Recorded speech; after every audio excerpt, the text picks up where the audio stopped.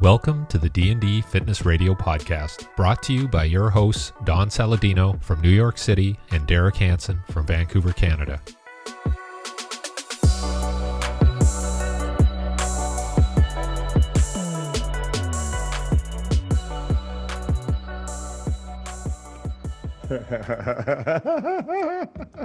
Just out of my deck, man. Dude, I love you, man. You're my boy, Blue. Just gotta be positive. Gotta make it look like I'm really enjoying myself. Are you?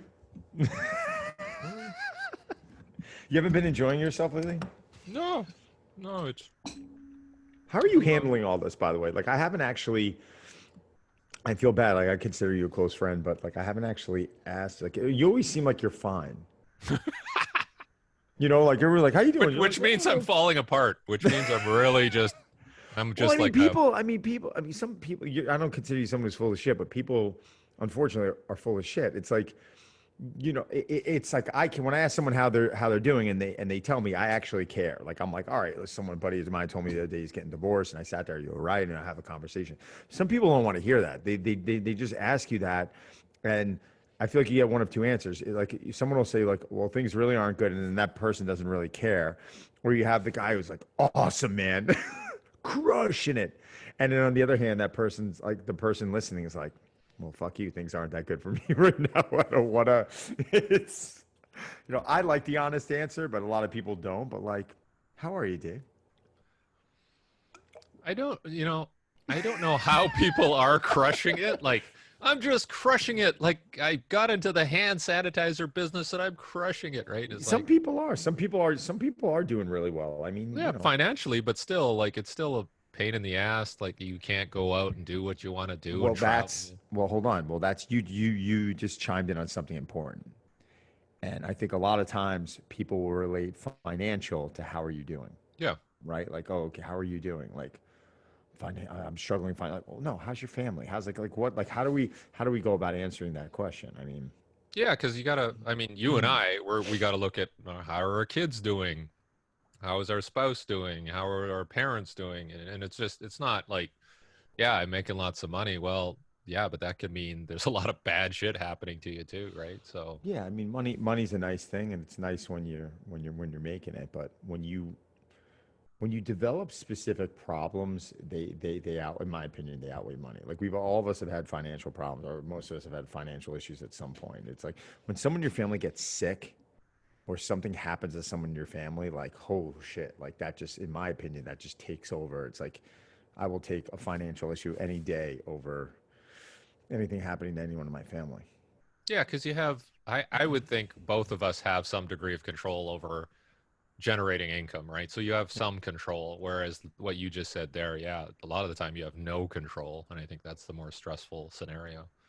So yeah, I mean, fortunately, you know, we've been doing what we're doing for a while, so I don't want to say we've figured it. I never like saying I figured anything out, but I think we're on a path. We're on a very good path. I think that's a nice, humble way of putting it. But yeah, I was going through a few articles, and I didn't realize that a couple of the major fitness companies or gyms had declared bankruptcy. who did you see? Can you read off? Do you have some of those names? Yeah, I think one of them was 24 Hour Fitness Worldwide, I heard that. Gold's Gym. Was it there's like a New York Sport Club or something like that? New York Sport Club, yeah. Yeah, and a couple others that I think there was a couple like sort of spin related gyms Flywheel. or clubs. Yeah. Flywheel might have. Yeah, so, and even locally, like there was a gym here that was named after Steve Nash, the basketball player, Yeah. and they went belly up, and then people are trying to figure out, like, well, I paid my membership for the whole year, and what happens to that? And say bye-bye. I mean, yeah, that's unfortunately, I've been in the gym business for a long time and understand that,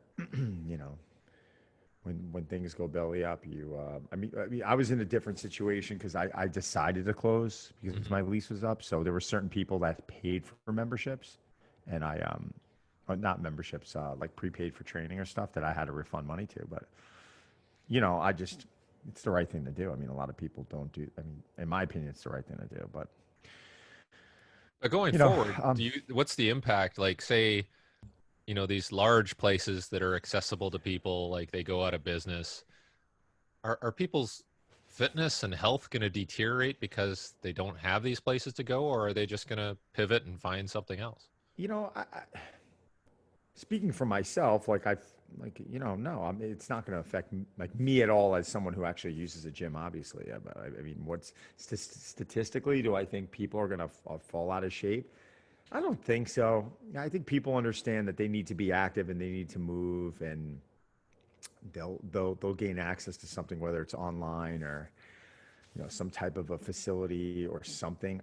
I just don't know.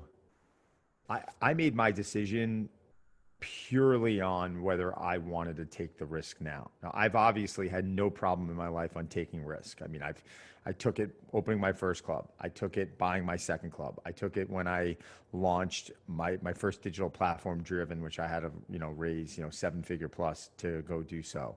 Um, I've gone in and I've taken a lot of risk, but I also understand that you could take risks. Like there's specific risks that outweigh the other. It's like right now in this time with what's going on in New York City real estate, and what's going on with COVID, is that, I mean, business is tough enough. No business is guaranteed. I mean, you go into something and hopefully, you've got a good business plan and you've got a good outlook and you know what you need to do to be successful. But when you start throwing all these other variables in there, it's like, it almost reminds you of like, all right, here's a swimmer, and this swimmer has to swim from Long Island to Connecticut, and it's like 7 miles across, and it's crazy currents to begin with. But the person's in shape and they've trained for it and they can do it, and then suddenly, like, we're gonna have a boat follow you, and you do all these precautionary measures to make sure that you're successful to get across, right? And then out of nowhere one day you're like, well, we're gonna do it at night, and we're gonna do it when the storm's hitting. And you know what? We're gonna remove the boat. And we're going to put a sweatshirt on the swimmer when they're swimming. It's like you start doing all these things that, like, yeah, the activity is still the same, but you're suddenly throwing in all these variables that are forcing the risk to go up. And that's exactly what happened to me. 15 years of me being in a space, in an environment every day. When I say every day of my life, 5-6 days a week, me going in and, owning that logo. For me to walk away with it with the ease that I've walked away with it at right now, I think is proof that not only did I make the right decision, but it was a bad time to do it. It was a bad time to jump back in and say, all right, we're going to reopen in September.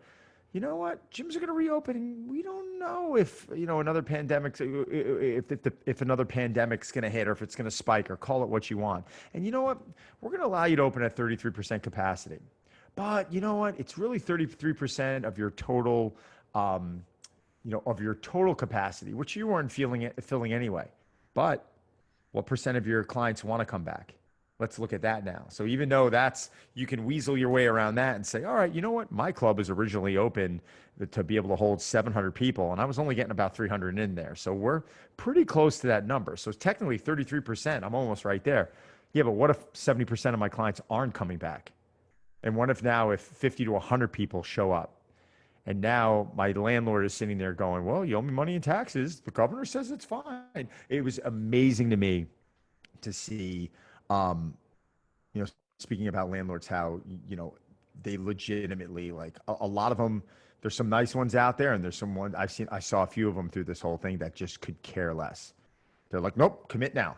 We're going to do a long term. Let's go. Let's figure it out. Like they want, you're going to go PG on it. I'm like, no, I'm not. Like, and they just wanted you locked in so they can come after you, which is obviously another story. I don't think anyone's suing anyone right now, and when it comes to something like that. But I just think it's crazy to get into that right now.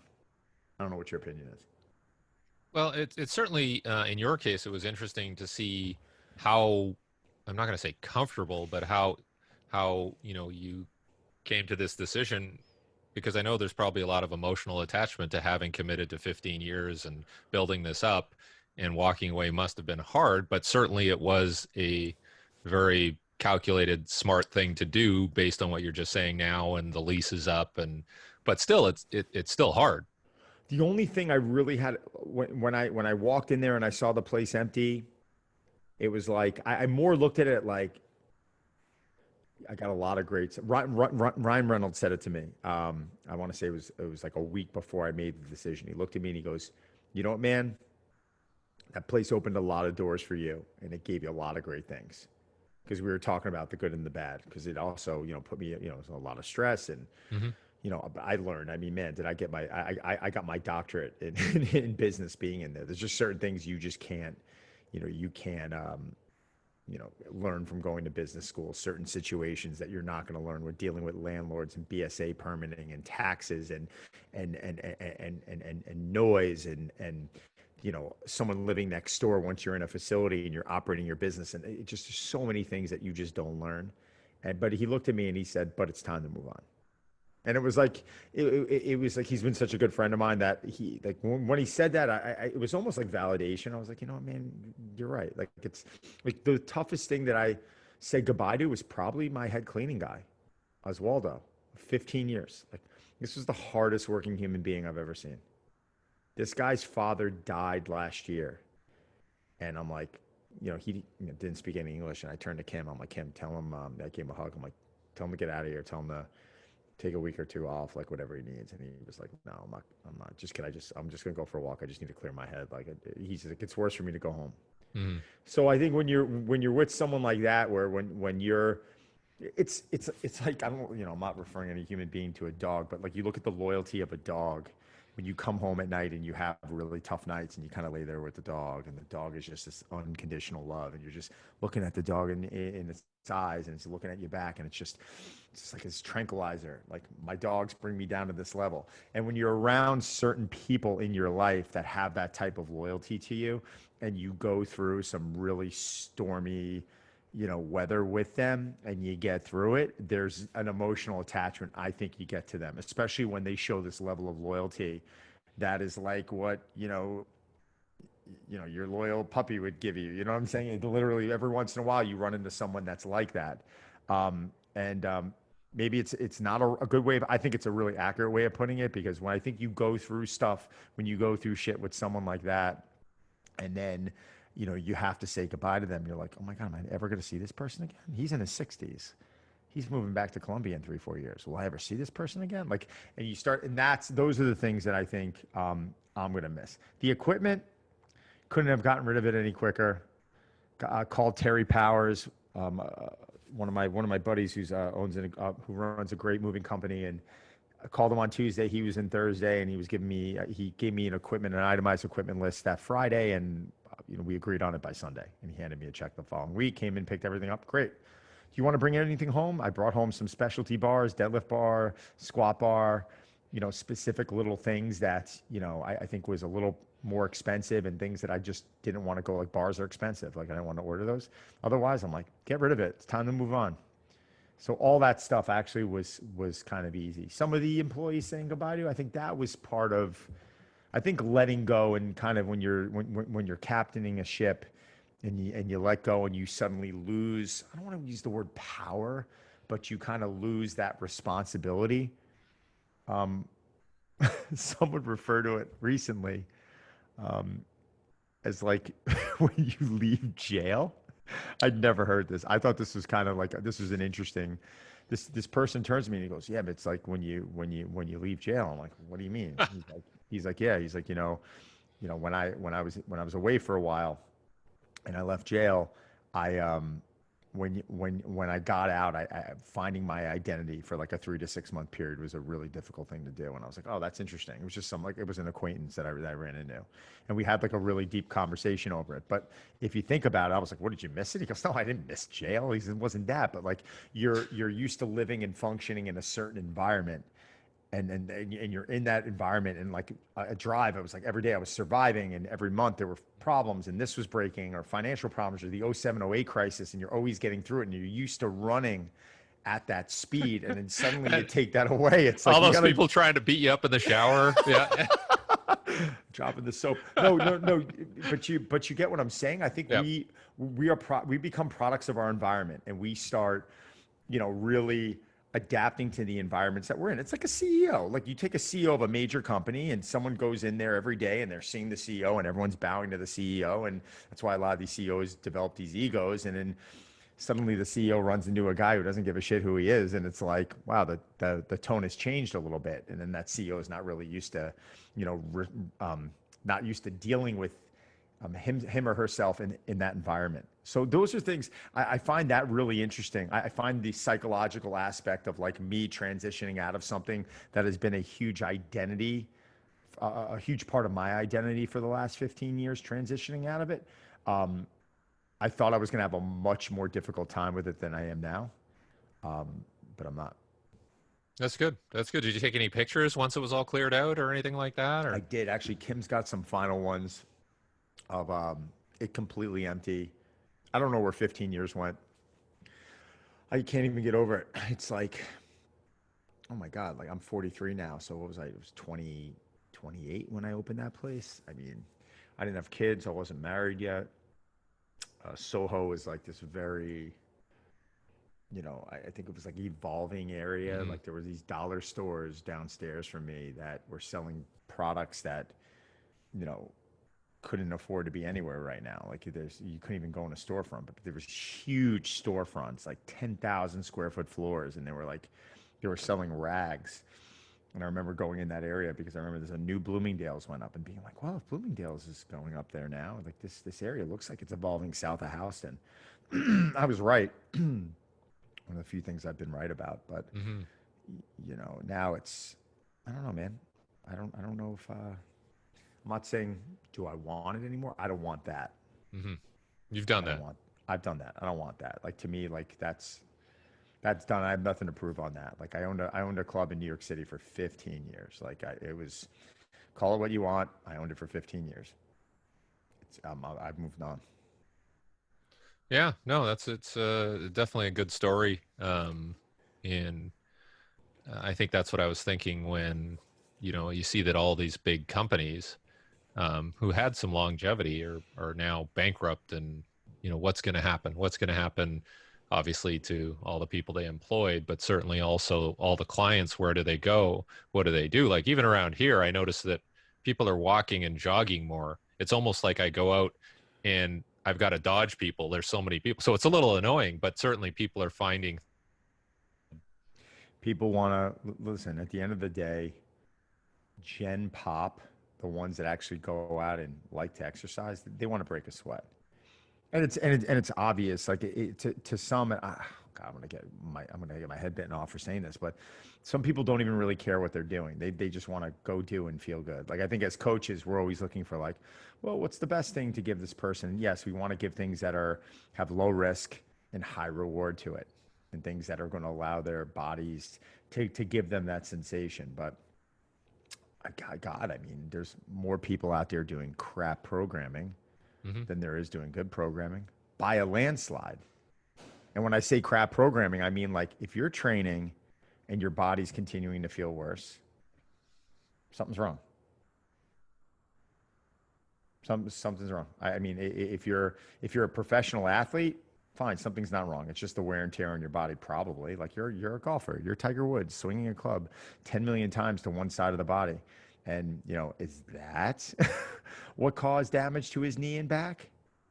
Or Johnny Miller saying, well, it's Tiger's, lifting heavy and Tiger's running in military boots for 5 miles. I'm like, come on, man. Like you're trying to tell me like his body couldn't handle, like if he was even lifting a little offensively, he wasn't hang snatching 250 kilos. Fine. He was going out running, causing some wear and tear on his body. What was it really? Was that just the icing on the cake? Or was it the fact that this guy is swinging a club pretty much ballistically to one half of the body over and over and over and over every single day for the last 38 years of his life? Do you think that might have something to do with it? So like whoever said this stuff is, healthy for you. I think, we're like with anything else in life, we're all trying to manage stress. Like you with the runners that you work with, you want to train them, right? But like, why don't we pass a specific training threshold? Why don't you train them, Derek? Why don't you train them 10 hours a day? Because you know what? There's only so much they can handle, right? Yeah, yeah. People break down, right? So But yeah, that's it's part of the problem out there is that people break down, and you have General Pop out there who's going, and they might be getting some type of cookie cutter program that's getting them off the couch. And I respect that. It's like, all right, this is getting them moving. It's allowing them to break a sweat. And that's better than them sitting on the couch. Absolutely. But at a certain point also, I think as a coach, you have a responsibility where what you put out there, you need. Like if an influencer's putting out crap and it's just what they're using, like to me, that's irresponsible. And that needs to be regulated a bit. Have you? I'm just gonna tangent here, but on the golf thing, have you noticed anything recently in the last few months now that they're playing, and has anything changed in terms of like who's rising to the top versus, some of the older guys? I haven't been keeping a track of it. I'm I've been curious. watching a little bit. I have a couple guys that are on, um, that are either playing on the Corn Ferry Tour or on the Senior, or a couple guys that are on the PGA, but one of them's taking a leave. It's not, my roster's not that active, but I keep my eye on it. I really feel, yeah, there's always every season there's always like another guy that kind of pops into it.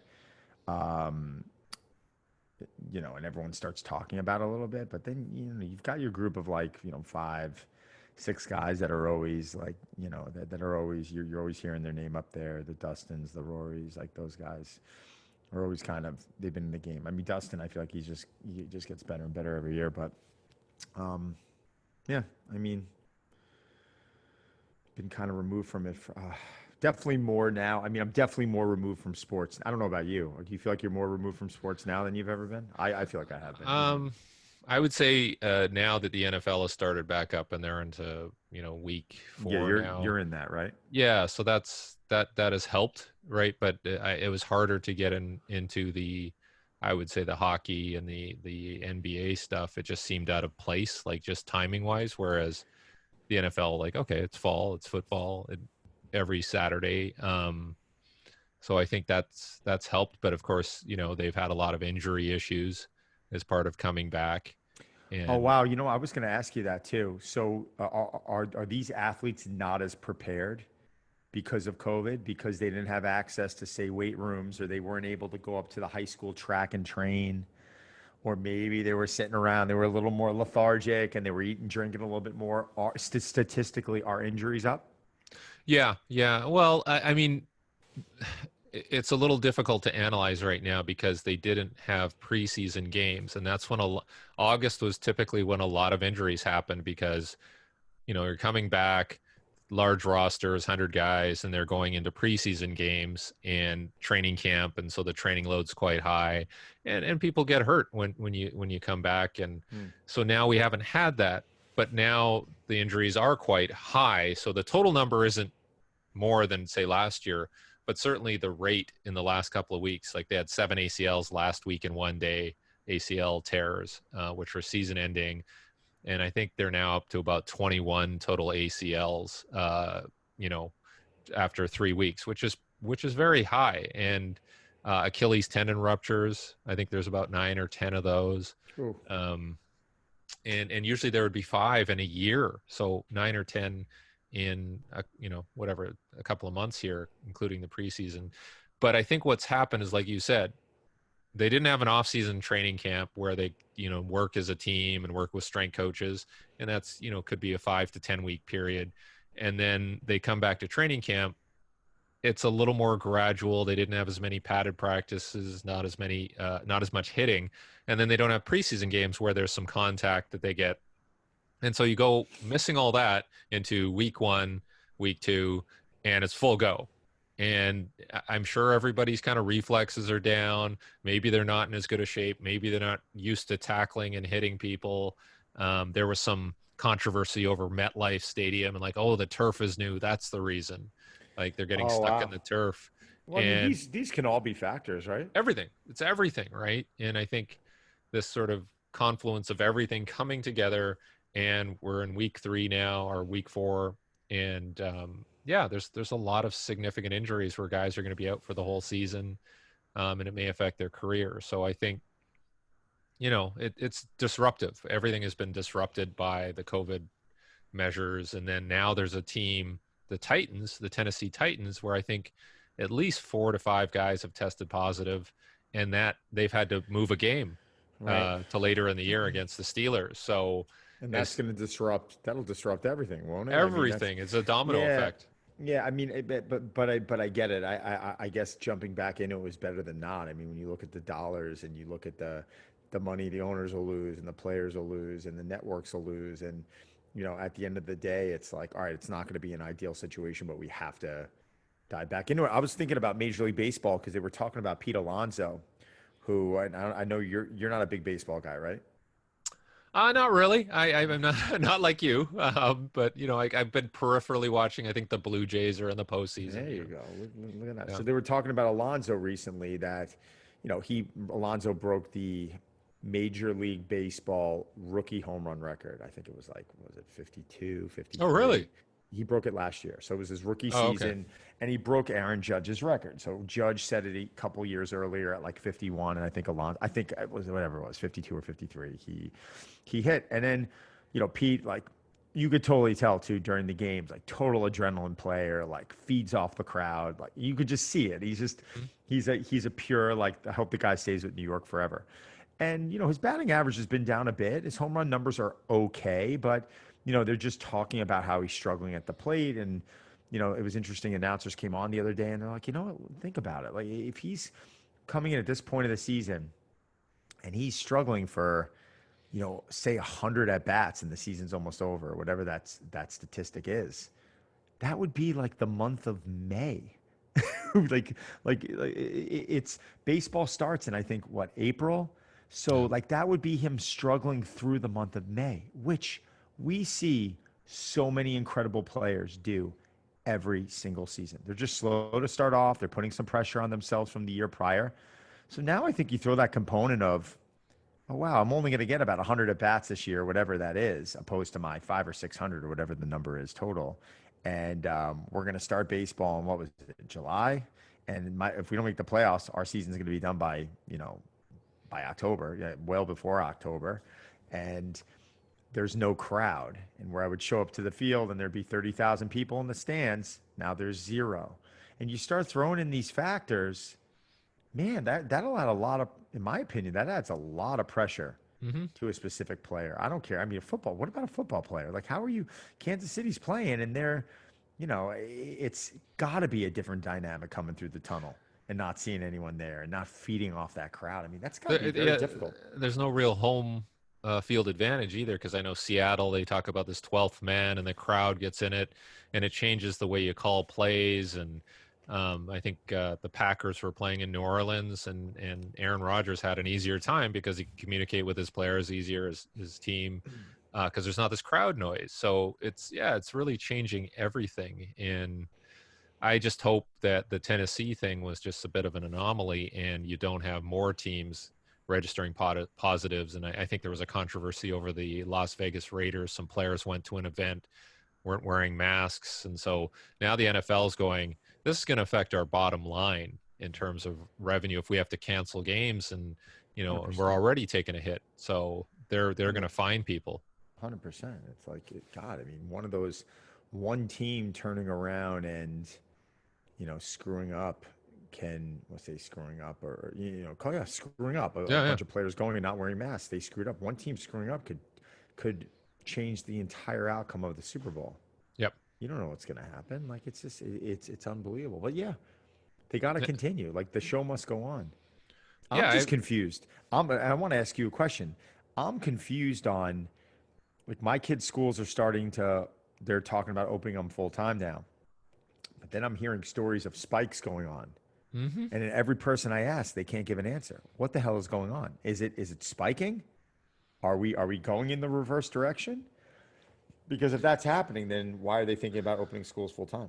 Yeah, because even here, they've opened up schools, and my older kids are in high school, and so they go like for an hour a day, in very small groups, right? And then they do everything else virtually. And then my younger daughter, she goes all day, and it's again about a class of 15, and Mm. they're seeing some numbers go up, and it I guess it's inevitable. Like, if you start bringing people together, and most people are wearing masks. The kids are. Some parents show up, they don't when they go pick up their kid, and I'm just kind of wondering, okay, well, just for this one time, put it on. But um, it's really difficult to understand where this is going to go in the next few months.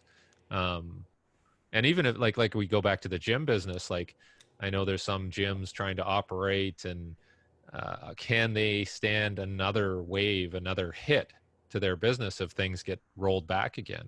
Well, I think a lot of the gym businesses are kind of, I'm not going to say they're not playing by the rules, but in a way, I think they're bending the rules a bit, and I think they have to. Hmm. I think they have to. I mean, I was in a very lucky situation. My 15-year lease expired May 31st. So if that lease didn't expire, I would have owed probably an additional 300 grand in rent and back taxes between June and when we were able to open again. That's a lot of money. Yeah, So yeah. I think because I lucked out, obviously my outlook on it, I was a little more relaxed and I was able to make decisions that weren't emotional. And but if you're owning a gym right now and you're looking at bottom line numbers and you have a landlord sitting there going, And are a lot of the landlords trying to lock people in for, well, like how long? Like, you know, I'm it's funny. curious. I spoke to a couple of my buddies who own spots in New York, and it was mixed. Not even just gyms, just tenants. Yep. Some of them are saying landlords have been impossible, and they're putting things on their lenders and saying how lenders they're not giving them a break, which I think is bullshit. Hmm. And then there's other landlords that are like, no, we'll work together. We're all screwed, and we have to do what we have to do. So you hope the answer is the latter, but I'm hearing two different sides of the coin. Yeah, that's unfortunate because if they're going to be that way and not get any tenants, like that's zero. You get zero, right? Right. Get something. I wonder. I touched base with Pat Davidson recently. Hmm. We were like coming right down to the line. Him and I were communicating a little bit because I know they were really trying to. I know they're back in hype, and I was Yep. actually very grateful for Pat because Pat actually did an intro to one of the managers at Hype Gym, and they brought aboard my head cleaning guy, Oswaldo, the one I was worried Oh, about. nice, So I nice. called them up and I was like, "Can you help out?" And they were like, "We're actually looking for someone, but it can't be full time." And they brought him aboard, and they actually, um, from what I heard from Kim, they're giving him part time work. They're paying him nicely, and they actually introduced him to someone else who is able to give him some part time work also. Awesome. So that and whatever else we were able to do for Oswaldo, it made me feel good to know that he was off on the right foot. But I really appreciated Pat for he's a good dude for him helping out, and it was nice how their manager was talking with our manager, and it was really a nice thing. And now now I'll refer whoever I can over there because they've, in my opinion, definitely have earned it. But it's nice to hear stories like that. But I'd like to get him back on and say what's going on. Like I'm assuming with his book, like he's probably cranking in full and training people, and he's probably fine. Like I'm wondering, Yep. as the gym as a whole, how open is New York right now? Because we're not just fighting COVID right now. Now we're fighting all this political crap going on and unfortunate stuff going on, and the fact now that New York City is suddenly not feeling safe anymore. And even my parents the other day said they didn't want to go in. They were like, "No, we're 74 and we're nervous that we're going to pull down a street and someone's going to like corner our car, and like what do we do?" Like they Hmm. don't know. Hmm. It's sad. It's sad. You have your parents saying that also. To I think the greatest city in the world. I really do. It's such a shame that it's come down to this. Yeah, it's very unfortunate because, yeah, definitely last time I was there with you, you know, yeah, you could walk around anywhere and feel safe and feel, part of the city, right? So, yeah, I hope it, I'm hoping by summer, 2021, spring, summer, we see people turn the curve on this. And then we're hearing, well, what happens after the election? Is that going to lighten things up a bit? Is this just until then? Like what's going on? I mean, I think as you can hear out of my voice right now, that there's just a lot of uncertainty and a lot of confusion. Just got to keep your head down. You got to keep keep continuing to do what you're doing. But what's going on in Vancouver with all this? I mean, it's everyone there is pretty civil, right? I always laugh at Yeah, Canadians. you They're know, like so everybody, easy. every city has their percentage of people who are out there, but I think it's pretty good. Hmm. Um, you know, and uh, we're like you though. We're just kind of keeping to ourselves and doing stuff with the family and you know, trying to make sure they're taken care of and making sure they're feeling like there's a future kind of thing, right? And so, um, you know, just managing that. It's not, I wouldn't say it's stressful, but it's certainly, it's always something you think about when you go to bed at night. You're like, okay, well, what do we got tomorrow? What do we got in the next week? And for people like yourself, myself, Pat, you know, I think we feel like we can have some control over things where I'm more, like you said, I'm more concerned about the other people who may be relying on an employer or, you know, don't have as many options. So I'm just hoping we get to a point where everybody feels like, okay, I can go to work, I can pay my bills, I can go out and feel like, you know, I'm not gonna fear for my health and safety. So Right. that's what I'm. But for the most part, we're pretty good. I mean, you know, I'm kind of looking forward to a change in the seasons too. I'm looking forward, you know, even though it's going to get colder and, you know, it's just different because doing the same stuff, we've been doing the same for a long bloody time here. Oh yeah, no, I mean, I think even seasonally the foods start changing a little bit, and there's different, seasonal foods that start coming in, and the foliage. Like we're driving around now in my town, and I'm starting to see a little red and orange Yeah. pop out, and my wife and I are trying to figure out what are we doing for the holidays.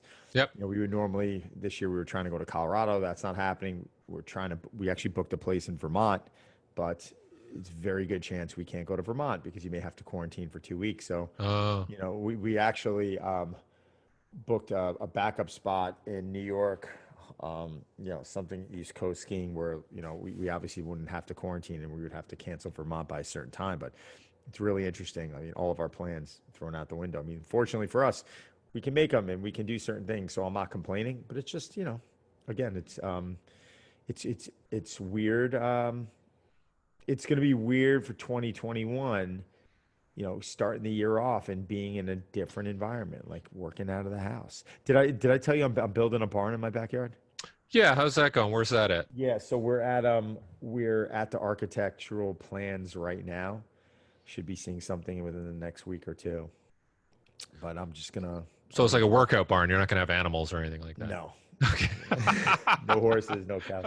No, we're literally. It's gonna be like this is state of the art, big doors that open. I'm inviting you out. We got to train. We'll shoot some D&Ds out there, bring some guests in. But it's gonna be it'll be awesome. So that's a fun project that I have my eyes on right now.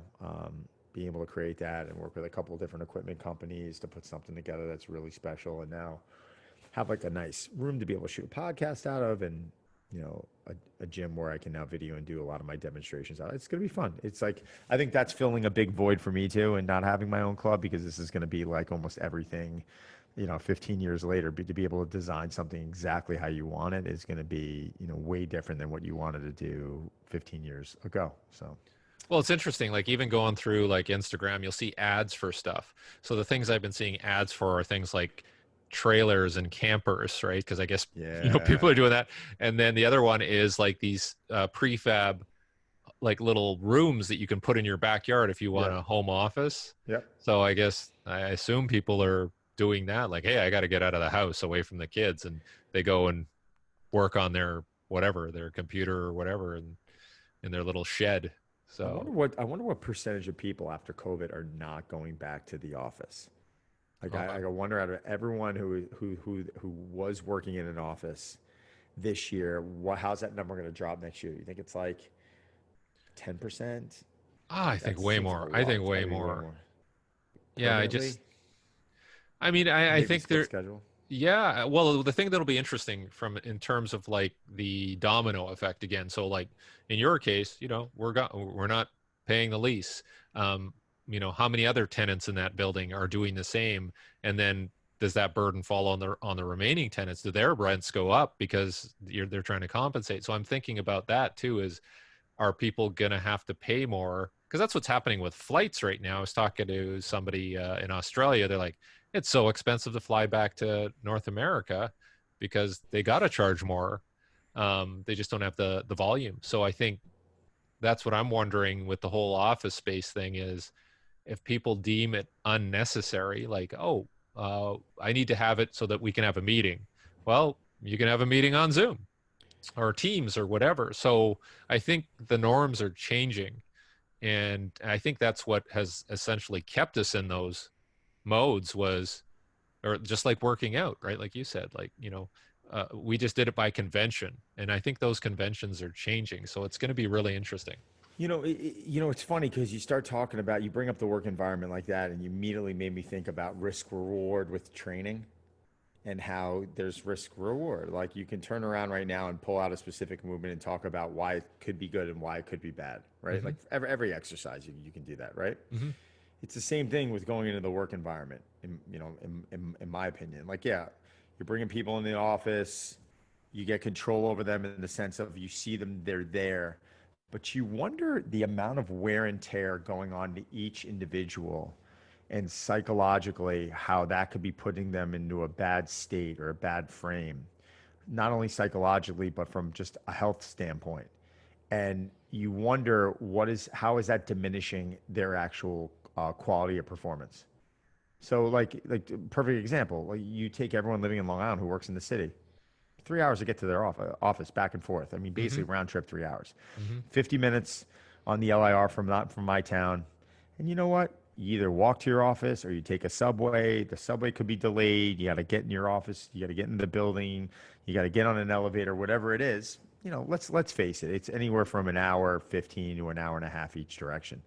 That's a lot. Like you start doing 3 hours a day, 5 days a week. That's 15 hours a week. Mm-hmm. That's 60 hours a month that you are wasting on commuting. That's 60 hours a month that you're losing on sleep or the stress. The thing that I noticed too, people, no one's talking about this. I don't know, the stress, the anticipation of waking up in the morning. You know what I saw? Every day of my life for every day, 5, 6 days a week for the last 21 years of my life, my alarm has gone off early to the Mm-hmm. point where almost every morning I'm going, oh shit, like it's early between 4 and 5 a.m. Like we're not meant to wake up at that time. And over the last 5 to 6 months, I've woken up with an alarm maybe 3 or 4 times. The mornings I had to be up early, my entire sleep experience changed. I might have went to bed at the same time. I might have eaten the exact same, trained the exact same, had the same stress level those days that I had to be up early. But going to bed knowing that at a certain point the alarm's going off or you have to jump out of bed and go somewhere changes everything, Yeah. changes Big your time. stress level. And that to me is where I'm curious on how does health and wellness improve by now, say JP Morgan, I'm just making them up, I'm making their Mm-hmm. name up. Barclays, now saying, turning to their employees saying, you know what, we're doing a split schedule. Like at school, you come in 3 days this week, 2 days next week, whatever it is, and it's just doing that. Does performance now improve because people's, everyone's ability to maybe rest and recover improves? Um, does everything become a little bit more efficient because now there's not distractions in the office and someone can actually sit at their desk and focus and work and hit a deadline? Um, I don't know. I'm curious. I think there's going to be more positives out of it. Um, yeah, Yeah. okay, fine. You're not getting your whole office into a room, a conference room, fine, but is that important? Yeah. Like this idea that, you have all these people in cubicles or offices anyways, and they're not really interacting. They're kind of separated.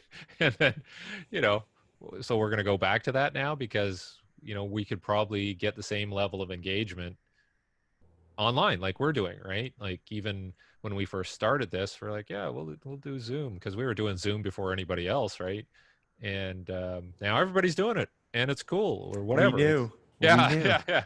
We're uh we're visionaries. So I just think like I even recently I finally got a hardwire connection for for my internet. Like I was going wireless, and then somebody said I have to do some presentation for Exos, and they're like, "Oh, you should use a hardwire so we don't have an interruption." I'm like, Smart. "Okay." So I doing my renos and I'm running cable and stuff like that, and but I think people are going to start doing that and going, "Okay, you know, why don't I just have a really robust setup at home, and this works fine." And if anything, like you said, productivity, health, uh, illness is going to be less, right? Illness. Oh my God. We don't talk about that. I mean, how often are people commuting and they're contracting a cold, or, you're standing on the New York subways in the morning and the Long Island Railroad around, thousands of people that are, they are dirty and they're Yeah, coughing yeah, on you. Like, oh my God, not being exposed to that now, that could change, quality of life from a health standpoint. I mean, drastically. I mean, I know just getting more sleep. Think about that. Just adding an extra hour to hour and a half. I mean, I'm getting another hour to 2 hours of sleep a night right now yep, than I yep, than I yep. was. And better quality probably too. Better quality because I'm less stressed about getting up. When you Yeah, got to wake up at 4 in the morning, you're like, you start 2:30. I'm like rolling over, looking at the clock, and I removed the clock or looking over at my phone, and then 3:30 looking at it, and then 4, and then like by then you're screwed. It's just like, oh God, like this is a nightmare. But yeah, yeah, 100%. yeah. I don't think we're going back to the old way. I just can't see it. I can't either. And we're gonna, as a society, we're gonna have to continue to adapt. I mean, I think the way we adapted in overnight. I mean, it was literally within a week. Everyone's wearing masks and buying hand sanitizers and learning to work from home. I mean, think about that transition that we did in what, a week. If if we weren't forced to do it, that's a transition that could have taken decades. Yep, I agree. Could I have agree. taken decades. So This has kind of forced our hand, and yeah, I'm just glad, like because if we had gone through just a normal whatever what we're doing from March onwards, I probably would have like had a cold. I probably would have had a sore throat a couple of times. I probably would mhm. have just felt really off and headachy. I've felt pretty good for the last whatever 6 to 8 months, right? Right, So right. um, so yeah, I just got to stay away from people. That's The formula there. Spoken like a true coach. antisocial. Yeah. All right. So we So so we've got a couple guests that we're going to be working on getting on. I know we haven't heard back from Janet Alexander yet, but the two, Ray Cash and that other woman, did we lock those times down yet? I'm trying to think.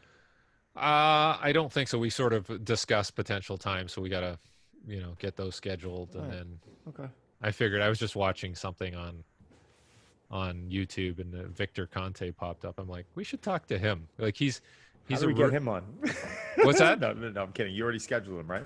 Well, I'm trying to get in touch with him, right? Because I know I have some. Again, I work with people who he'd worked with before, but he's really interesting on the blood work and doing the testing, and he had all the lab equipment, and he would test. Like he was telling this story about um, bodybuilders that he work with, and one of the bodybuilders said, like, you should just get Victor to test you, because one, he can tell you, what supplements are working, what are fake, what drugs that you think you're on but they're actually fake, like, Right. so he could test everything and screen everything and tell you, yeah, that's not working for you, or this is working for you. And I found that very interesting. That Very interesting. I wonder if you can also give an opinion on what percentage of pro athletes, bodybuilders actually are on some type of PED. Oh yeah, I mean, even what I heard from him previously, he was um, pretty blunt about it, and just based on uh, his own experience, and what he sees in terms of performance and other little things that give it away, right? So I think anybody I've known who's been in that world is pretty skeptical, right? Just based on performances. Like if you see some guy, because we all know people who, like let's say home runs. If somebody starts hitting 80 home runs, everybody's going to go based on performance alone. That's kind of a red flag. So even when you said 50, I'm like, oh, 50 was usually that mark, right? Um, so I don't know. Except the only one who sold me on it was Ken Griffey Jr. Yeah, he was the only one who sold me on it. He was the one guy to this day, and I've been disappointed over and over by all the athletes that kind of lied about it. And I mean, I mean, can I understand it? I can't understand it because I've never taken it. But if you're in an environment where everyone around you on it, and you need that to compete, I don't know. I don't know. I don't know what my response would be. I think I understand. I understand power lifters, or I understand bodybuilders who take it. I'm not saying I respect them for it. I respect that they're trying to be world class at what they do. I don't respect anyone for taking drugs, but I respect the fact that they are working on being world class at what they do. I respect the ones who will openly admit it and say, absolutely, I'm trying to become one of the strongest people in the world. And to do that and to break a 3,000 pound total, you have to be on it. Like that right there, I think is a very accurate statement. Hmm. Hmm. No one's doing that total unless they're on some type of something. So, when bodybuilders are on a stage and it's a fair game because everyone's doing it, I understand. When powerlifters are doing it and everyone's taking it and they all know it and it's fair game. The problem I have is when certain athletes are taking it and maybe a few aren't, and it really is, it can overshadow certain people who have really, you know, um, made a decision to kind Hmm. of live this clean life, and not taking away what Barry Bonds, whether he was innocent or guilty, what was he proven, But you still got to hit a round ball around back coming at 60 feet 6 inches, traveling at you at 100 miles an hour, and you know what, that performance enhancing substance isn't gonna force you to have a good eye at the plate and draw more walks than anyone in the major leagues. But it's going to help you with confidence.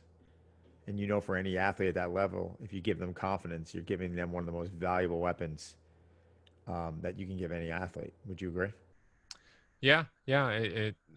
I still have this theory that if we got rid of all sort of drug rules and just said, hey, you just take whatever you want, I Yeah. don't think we'd see a better performance, but we'd see more people having that performance, right? So we'd have more people running.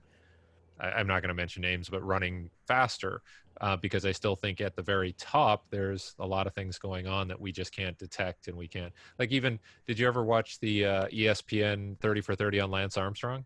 Oh yeah. Yeah, Yeah. that 100%. was I was fascinated by that because he's just like, yeah, well, that's what we did. Like, we did it. Yeah. So, Yeah. um, and there wasn't any sort of remorse because, like you said, that's what you did, Right. right? So, It um, really did open a can of worms when that whole congressional hearing went down. I keep going back to MLB because I'll just never forget what a shit show that was with Palmero and McGuire and Sosa and all these guys sitting on this panel with like Dr. Gary Wadler and all these like well-respected physicians that you know it was a complete fiasco is the best word I can use, because you start turning over these stones from like 10 years earlier, then suddenly it's like, well, what about all those records? hmm I mean, it's comical when you flip a baseball card over and you look at a player's performance in that mid 90 range. You you know what I'm talking, and I want to say it was like I'm pulling my phone out right now. I want to say it was like 93, 94, 95, like right around then. Um, Hopefully I can get it. Yeah, I want to say it was around then. You will see an enormous bump in statistics. Um, I'm putting in Barry Bonds right now, stats, and because I'll read. I mean, it even started when McGuire and Canseco were at Oakland, and I can't remember when that was, but certainly it, and then it just took off after that too. So, Yeah, I mean, yeah, 1,000%. I mean, Bonds won MVP 3 of those 4 seasons. MVP voting. I mean, that was 90 to whatever. I think those years right around 90. Where was his home run total really jump? I'm looking at it right now. Yeah, he started hitting like three. I mean, he's always a good hitter. hmm. He always had a good batting average. But his first 5 years in the league, first 4 years in the league, he had 223, 261, 283, 248. Those aren't making the Hall of Fame. And Hmm. then right in 90, he hit 301, 292, and then he goes this is when things start getting, 311, 336, 312. Great batting averages, but home run totals went literally from in 92 he had 34, which is a big number to hit. Hmm. Hmm. Back in the 80s, if a player hit 34 or 36 home runs in the 80s, he's probably close to leading the league in home runs. But it literally went from 34 to 46, hung in the 30s, then started creeping up 40s, 49, and then out of nowhere 73. 46, 45, 45. It's like, how do you jump? I mean, that's 1, 2, 3, 4, 5. That's 5 seasons in a row he had over 40 home runs. And he had 2 down years before that with 34 and 37, and another 2 with over 4. I mean, the guy was a beast. Why 762 home runs? He's the major league home run record leader, and there's no asterisk next to it. I'm gonna close on that. Whatever. Yeah. Well. Good way to close. Sorry, D. Next time we're going to talk all sprinting. I want to. No, that's okay. That's okay. I do too much of that as it is.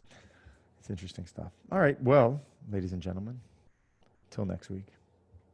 Yeah, we'll get some other people to talk, and we'll just listen.